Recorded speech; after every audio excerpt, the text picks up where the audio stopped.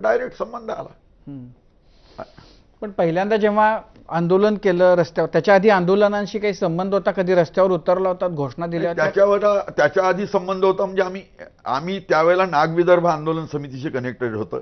राजे विश्वेश्वरराव महाराज, देवराव पाटील मुसळे, बाबूराव पाटील मुसळे यांची जी लोकल आंदोलनं व्हायची, शेतकऱ्यांना पट्टे मिळाले पाहिजे, अशी जी छोटी छोटी ही शेतकऱ्यांना कनेक्शन, अशा छोट्या छोट्या आंदोलनात आम्ही सहभागी होतो. पण 10 नोव्हेंबर 80 पासून आम्ही डायरेक्ट शेतकरी चळवळीशी जोडलो. पहिल्यांदा अटक झाली तेव्हा काय वाटलं होतं?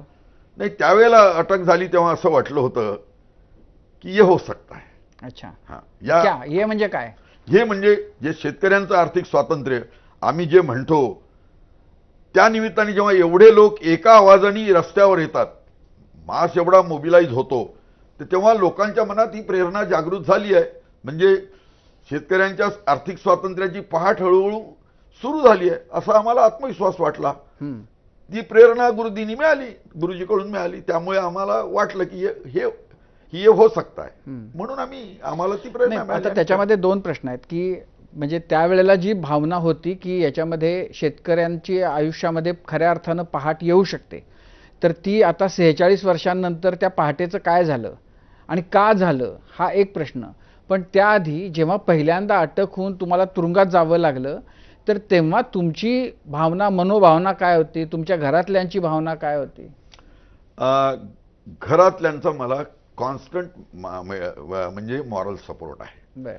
म्हणजे माझी बायको गृहिणी असली तरी चळवळीबद्दल आदर आहे. आणि ज्या कुटुंबातून, ती शेतकरी कुटुंबातले, मी शेतकरी कुटुंबातला, जे आम्ही बघितलं शेतकरीच्या घरातलं जीवन, त्यामुळे आम्हाला दोघांना हा आशेचा किरण वाटला. आणि म्हणून त्यावेळेला आम्हाला वाटलं की हे होईल. आणि त्यानंतर काही बदल झाले. लोक म्हणत होते की बा देशी दारूची दुकानं बंद होऊ शकत नाही, तळहातावर केस वापेल. पण आम्ही 5 आमदार होतो, 5 GR निघाले आणि 141 देशी दारूची लायसन्सची दुकानं रद्द झाली. हे होऊ शकलं.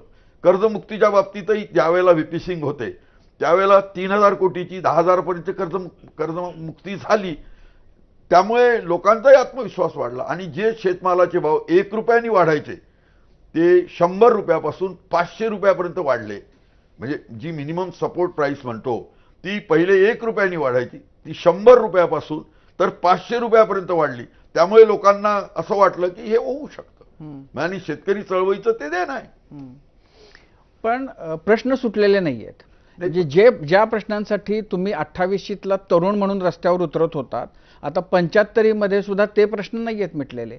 आजही जो भाव, उत्पादनावर आधारित भाव मिळत नाही, कर्जाचे प्रॉब्लेम आहेत, शेतकऱ्याचं कर्जात जगतो, कर्जात जन्मतो, जगतो, मरतो, ह्या परिस्थितीत बदल आलेला नाही. मग एवढी वर्ष तुम्ही त्यात जी घातली त्यांचं झालं काय? नाही, ती आमची धुळपेरणी झाली. प्रश्न असा आहे की आज सरकारी नोकरी हा विषय संपला. कोरोनामध्ये 21 लाख पोरं बेरोजगार झाले. कंपन्या असेल, माइन्स असेल, इंडस्ट्री असेल, त्या बंद झाल्या. देशपातळीवर 2.5 कोटी पोरं बेरोजगार झाले. हे उदाहरण डोळ्यापुढे आहे. शेतकऱ्यांना तंत्रज्ञानाचं, बाजारपेठेचं स्वातंत्र्य मिळण्याची व्यवस्था झाली तर 10 वर्षामध्ये पुन्हा एकदा उत्तम शेती हे दिवस येऊ शकते.